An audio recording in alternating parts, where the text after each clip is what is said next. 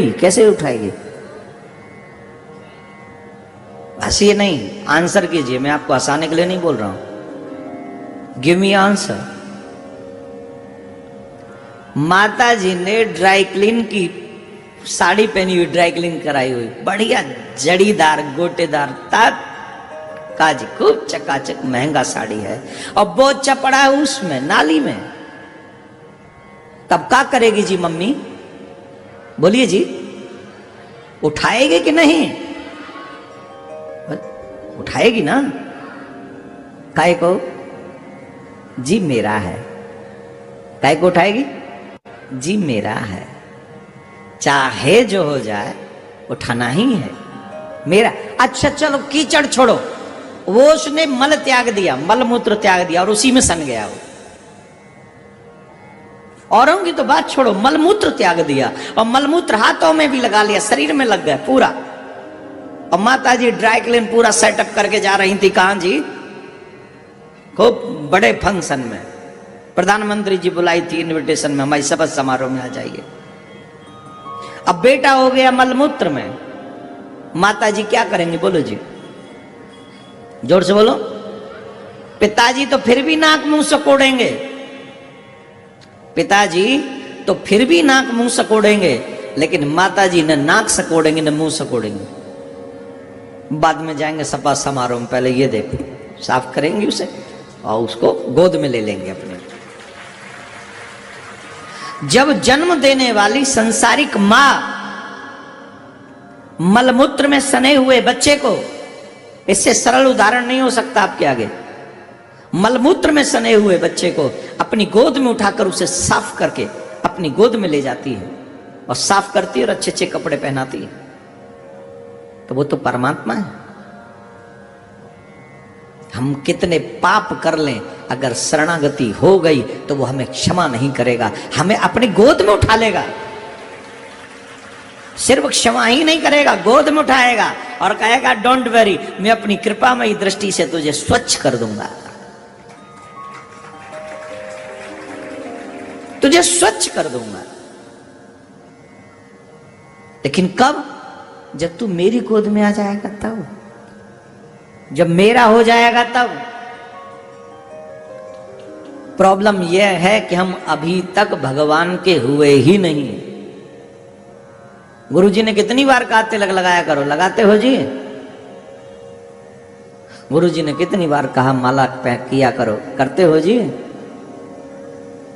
कितने कार्य गुरुजी बोलते हैं, हम एक मतलब का उठाते, लक्ष्मी से मिलेगी झट, अब गुरुजी ने कहा था मिलेगी लक्ष्मी, ले लो पकड़ लो, इससे तुम्हें यश मिलेगा, गुरुजी ने कहा पकड़ लो। लेकिन गुरुजी ने कहा ये माला करो भगवान मिलेगा, कोई नहीं पकड़े।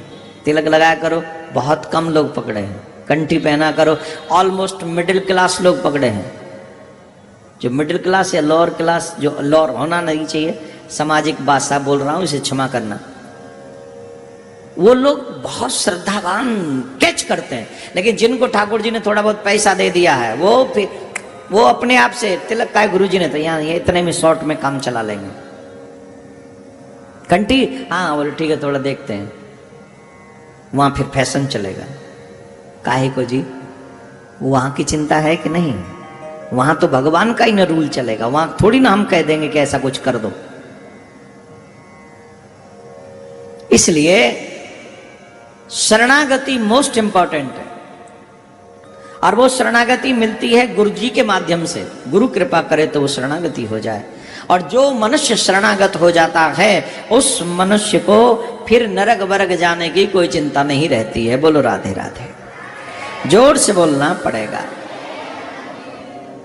इसी का उदाहरण आगे दिया गया है। हम सभी को भगवान के नाम का आश्रय ले लेना चाहिए। जो गुरुदेव ने मंत्र दिया है उस मंत्र को सच्ची निष्ठा से जाप करना चाहिए, सच्ची निष्ठा से। जो मंत्र दिया है गुरुदेव ने, वो मंत्र साधारण नहीं है, बहुत बड़ी संपत्ति है ब्रह्मांड की, बहुत बड़ी संपत्ति है। अजामिल का चरित्र आता है। अजामिल एक ब्राह्मण कुल में जन्म लिया उसने, लेकिन दास्या संग दूषित, एक दासी का संग करके, एक वैश्या का संग करके वो दूषित हो गया।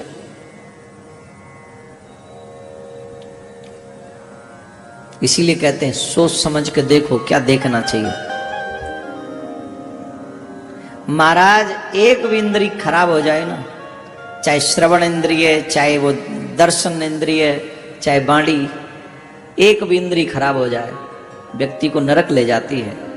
उन लोगों का क्या जिनकी सारी इंद्रियां ही खराब हुई पड़ी हैं।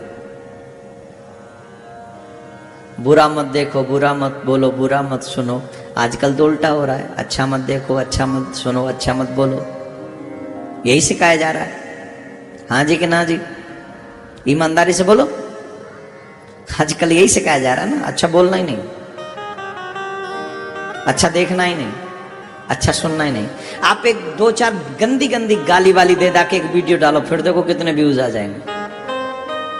और आप कहोगे भगवान का, आज हम अच्छा बोल रहे हैं, भगवान का भजन करना चाहिए, माथे पे तिलक लगाना चाहिए, गले में कंठी धारण करनी चाहिए, अपने माता पिता का सम्मान करना चाहिए, अपने घर के बुजुर्गों का सम्मान करना चाहिए, अपने मोहल्ले में भी कोई अच्छे लोग हों उनका भी सम्मान करना चाहिए, और जो है नित्य कथा सुननी चाहिए, दीनों की सेवा करनी चाहिए, अदर्स की हेल्प करनी चाहिए, हैं, जरूरतमंदों के काम आना चाहिए।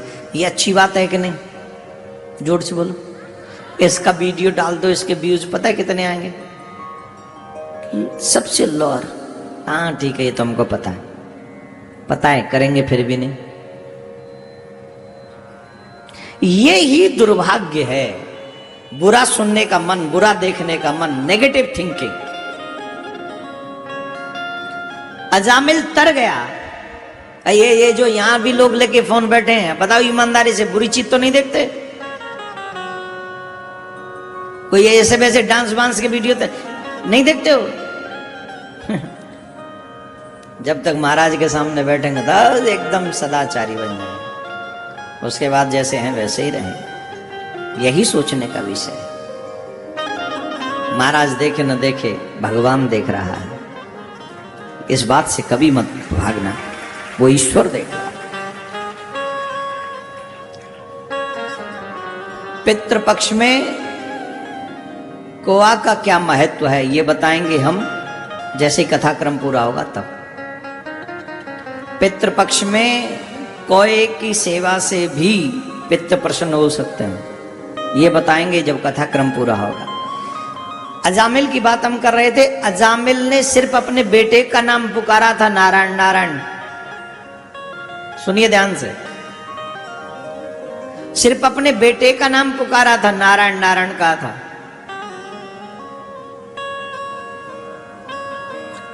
यमराज के दूत अजामिल को लेने आए हुए थे। यमराज के दूतों को देखकर उसने भय से नारायण को बोला। नारायण भगवान नहीं, अपना बेटा, उसके बेटे का नाम था। मैंने इस कथा को थोड़ा शॉर्ट कर दिया क्योंकि कई बार आपने सुनी। यमराज के दूत आए, उसके मुंह से नारायण निकल गया। नारायण निकला तो भगवान के दूत आ गए और यमराज के दूतों से उस अजामिल को छुड़ा लिया। ये भगवान के धाम जाएगा। अरे ऐसे कैसे जाएगा? ये तो बहुत बड़ा पापी है, इसकी लिस्ट देखो। बोले चाहे जो भी है, लेकिन इसके मुंह से नारायण निकल गया। अब जब नारायण निकल गया है तो फिर तो ये भगवान के ही धाम जाएगा। ये ऐसे कैसे जाएगा? भगवान के धाम जाएगा, भगवान के धाम जाना जी। और गया भगवान के धाम। किसके कारण? भगवान का नाम मुख से निकलने के कारण। अब ये बात होती है कि हम भी भगवान का नाम अपने मुंह से निकाल देंगे तो हम भी कितने भी पाप कर लें, अंत में हमारे मुंह से भगवान का नाम बोल देंगे, हम तर जाएंगे।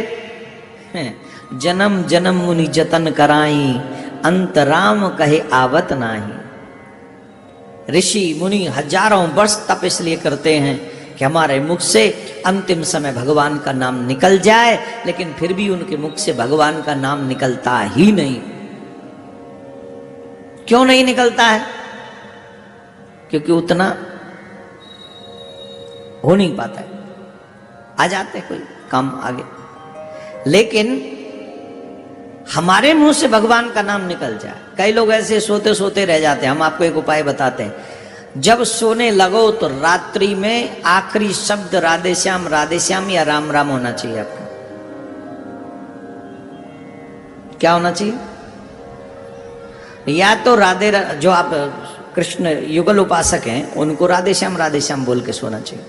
राम जी के उपासक हैं उन्हें सीताराम बोल के सोना चाहिए। नारायण भगवान के उपासक हैं उन्हें नारायण नारायण लक्ष्मी नारायण बोल के सोना चाहिए। ऐसे सोना चाहिए। और सुबह उठते ही सबसे पहले वही नाम लेना चाहिए। अगर सोते सोते भी रह गए तो आखिरी शब्द आपकी वाणी ने क्या उच्चारण किया वही काउंट में लिया जाएगा और आप तर जाओगे।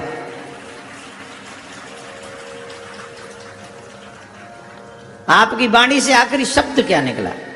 और हम तो कह रहे हैं जब आईसीयू में ऑपरेशन के लिए जाने लगो तब भी तुम्हारे मुंह से यही होना चाहिए। अपने सरकार का नाम ही तुम्हारे मुंह से निकलना चाहिए। और जिसने अपने जीवन में 3 करोड़ प्लस नाम जाप कर लिए हैं, कितने? 3 करोड़ प्लस जो नाम जाप कर लेते उसके रुए रुए से भगवान का नाम उच्चारण होता है। उसके रोम रोम से भगवान नाम उच्चारण होने लग जाता है। फिर वो मौन भी हो तो भी रोम रोम से राम राम श्याम श्याम ही निकलेगा। 3 करोड़ प्लस।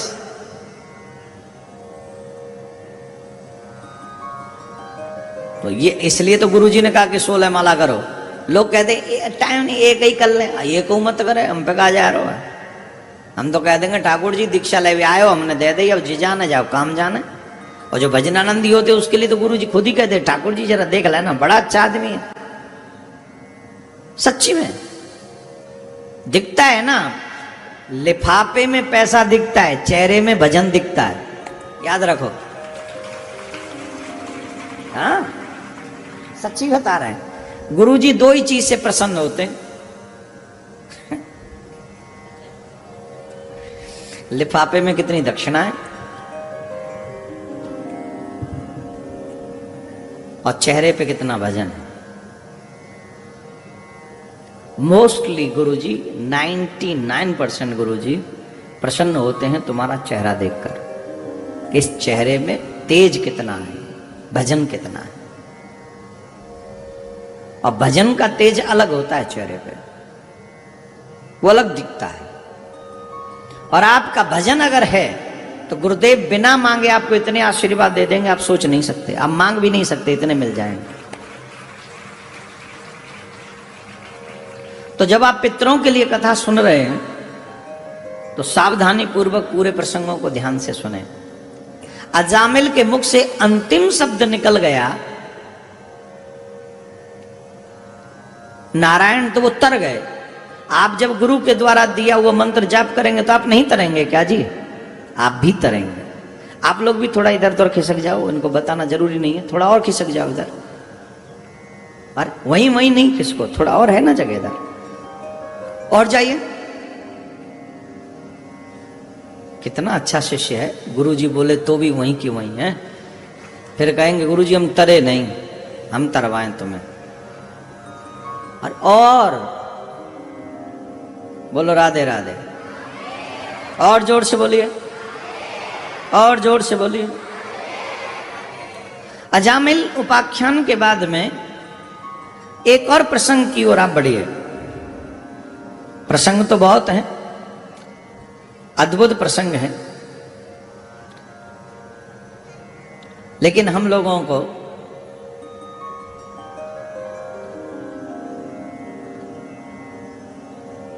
गजग्राह युद्ध के विषय में कुछ समझना चाहिए।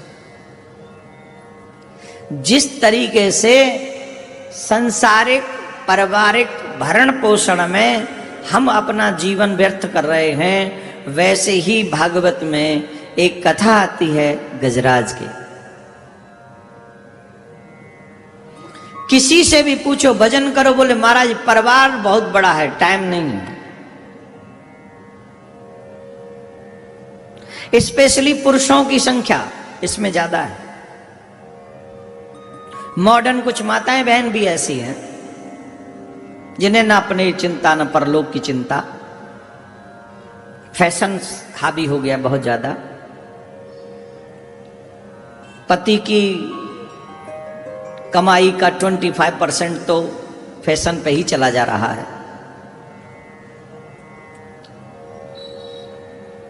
अब अगर हम इन सब चीजों पे ध्यान देंगे और परमात्मा के हित के, अपने ही हित के बारे में नहीं सोचेंगे, नुकसान तो तुम्हारा ही है, हमारा थोड़ी। इस कथा के माध्यम से हमें बहुत प्यारी सी चीजें सीखने को मिलती है। एक गजराज था, एक गजराज था। अब वो जो गजराज था उसका परिवार बहुत बड़ा था, बहुत बड़ा,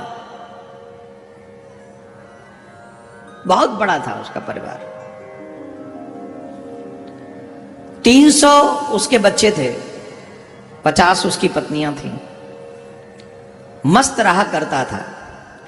आसीद गिरवरो राजस त्रकूट इति विश्रुतः क्षीरोदेना व्रतः श्रीमान योजना युतमुच्चित्रम। सुखदेव जी कहते हैं, परीक्षित, क्षीर सागर में त्रकूट नामक एक प्रसिद्ध सुंदर एवं श्रेष्ठ पर्वत था। वह 10,000 योजन ऊंचा था। उसकी लंबाई चौड़ाई भी चारों ओर इतनी ही थी। उसके चांदी, लोहे और सोने के 3 शिखरों से बड़ी अद्भुत छटा उसकी वहां बनी रहती थी। वहीं उसका परिवार बहुत बड़ा था। एक बार वो अपनी फैमिली के साथ पिकनिक मनाने के लिए वन में घूम रहा था। नहीं, आप भी तो जाते हैं ना कभी कभी पिकनिक मनाने। बच्चों के साथ जाना चाहिए, कभी कभी घूमने जाना, कोई बुराई नहीं। लेकिन ऐसी जगह पे जाओ बच्चों के साथ घूमने जहां से बुराई लेके ना हो, अच्छाई लेके आओ। अगर आप बुराई लेके गए, जिस जगह आप गए वहां बच्चों को कुछ बुरा दिखने को मिला, बुरा सुनने को मिला, तो आपने अपना और अपने बच्चों का गलत ही किया, कोई फायदा तो किया नहीं। जाना चाहिए। अब आप यहां आए हो, आप भी अच्छा सीखोगे, आपके बच्चे भी अच्छा सीखेंगे। घूमना तो हो ही गया, आउटिंग तो हो ही गई, घर से बाहर तो आ ही गए।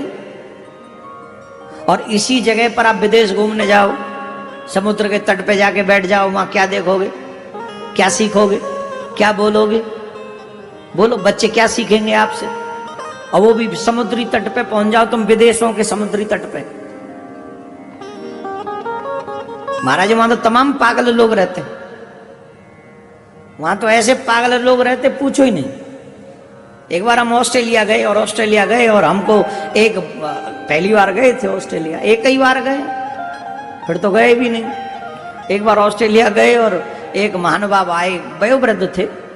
महाराज मैंने, हाँ जी, हम आपको घुमाना चाहते हैं। हमने कहा, आप पहली बार आए ना, हम आपको घुमाएंगे। हम थे और हमारे साथ में हमारे भैया थे।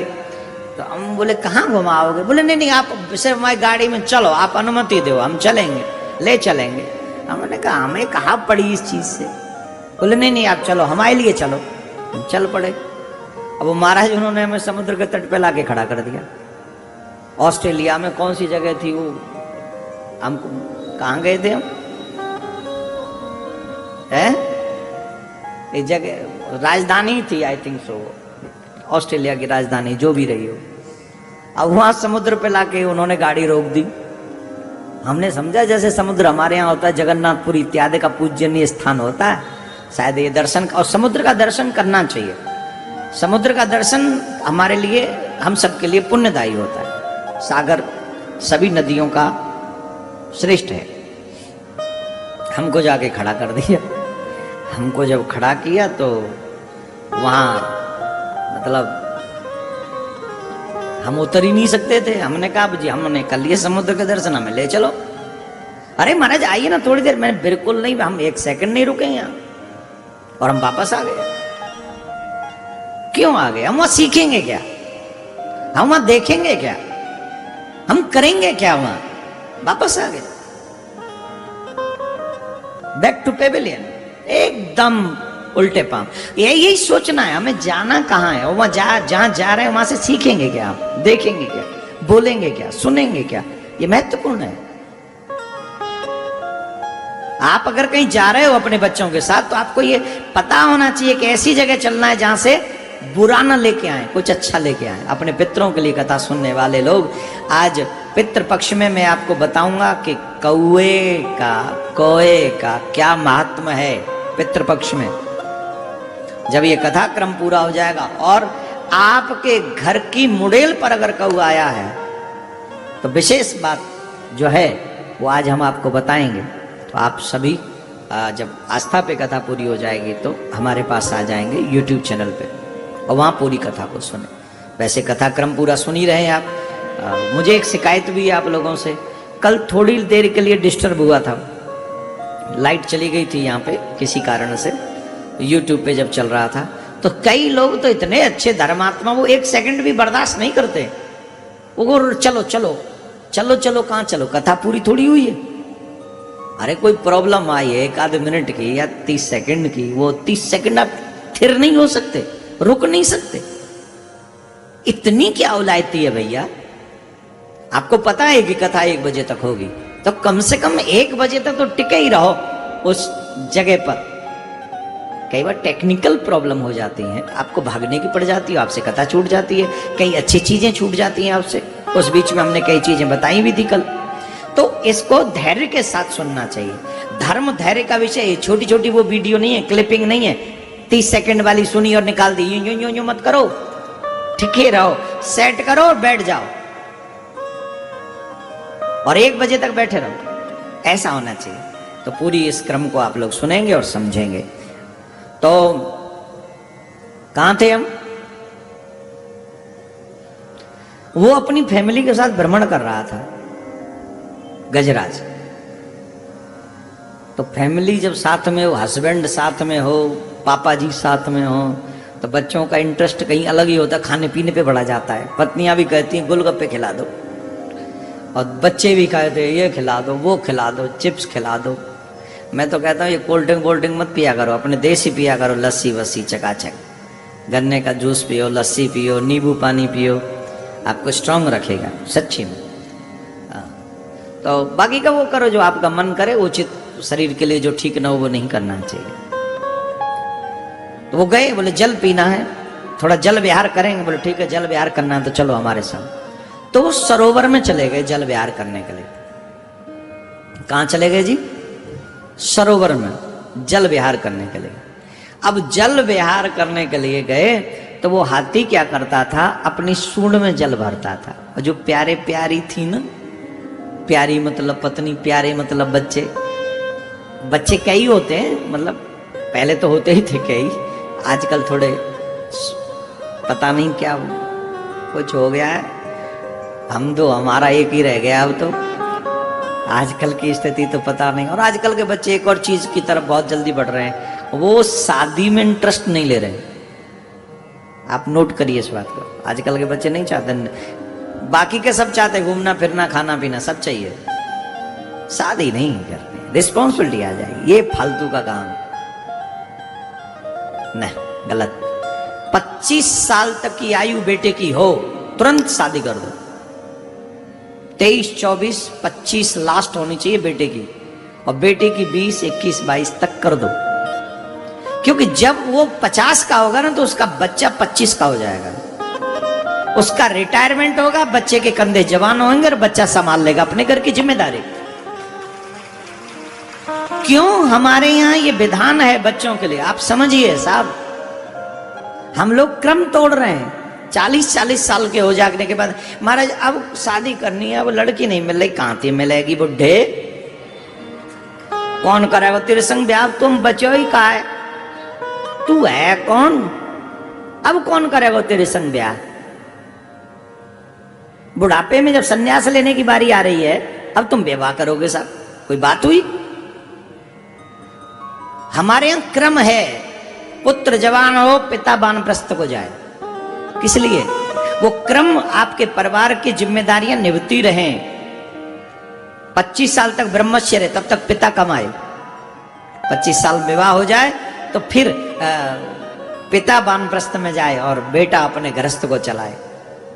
उसकी शादी हो जाएगी, 1 साल में उसका बेटा हो जाएगा, वो 50-55 साल का होगा, उसका बेटा जवान हो जाएगा। ये क्रम है ऋषियों के द्वारा हमारे लिए। मनमुखी जीवन जीने वाले दुखी। लेट शादी होने के बाद एक बार नोट कर लीजिए, अगर आप विलंब से शादी करेंगे तो आने वाले समय में आपकी वंश परंपरा आगे बढ़ने में तकलीफ होगी।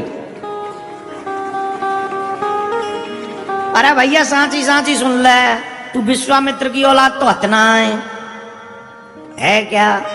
हम आपको देख के कह रहे इसलिए, क्या तुम इतने बड़े ब्रह्मचारी हो? बोलो, 40 साल तक ब्रह्मचर्य का पालन कर पाओगे? और ब्रह्मचर्य का पालन नहीं किया तो व्यभिचार करोगे। व्यभिचार करोगे तो इतने कमजोर हो जाओगे कि तुम फिर आगे विवाह हो भी गया तो संतान नहीं उत्पन्न कर पाओगे। इसलिए व्यभिचार से पहले व्यवहार की बातें करो। शादी हो जाए, संतान उत्पन्न हो जाए, और उसके बाद में अगर ज्यादा ही तेरो बैराग्य जगरो है तो 50 साल को है जाए, बाबा जी है कि चलो जा, घर छोड़ दे, घर छोड़। हम तो बना ही रहे वृंदावन में, आ जाओ तुम आई सो। जो जो अपना कल्याण चाहते वृंदावन हमारे संग बसो आगे। माथे पे तिलक, गले में कंठी, हाथ में कलावा और माला लेके भगवान का भजन करो और रज में ही रज हो जाओ, ब्रज रज में ही। ताली नहीं बजानी, मेहनत करनी पड़ेगी, वहां चलना पड़ेगा, घर बनाना पड़ेगा एक एक ईंट से, है ना, करना चाहिए। तो वो गया, वो वहां कभी प्यारी पे डालता जल, कभी प्यारों पे डालता जल, सूंड में भर भर के, बड़ा खुश हो रहा था। और देवियां भी जिस पे डालता था ना, वो अतनी भी बड़ी खुश होती थी। My husband loves me, my husband loves me. यही होगा ना अंग्रेजी वालों, यही होगा ना, है ना? My husband loves me. Second वाली कहती थी मुझे भी करते हैं, जल कम डालते हैं पर लफ्ज तो मुझे भी करते हैं। कोई नहीं, तेरे से भी करते होंगे, डाल रहे ऐसे, खुश हो रहा है। अब जब विपत्ति आने वाली होती है तो सुख के दिनों में ही आती है। या हम ये कह दें कि भगवान विपत्ति इसलिए भेजते हैं जिससे तुम वहां सजग हो सको,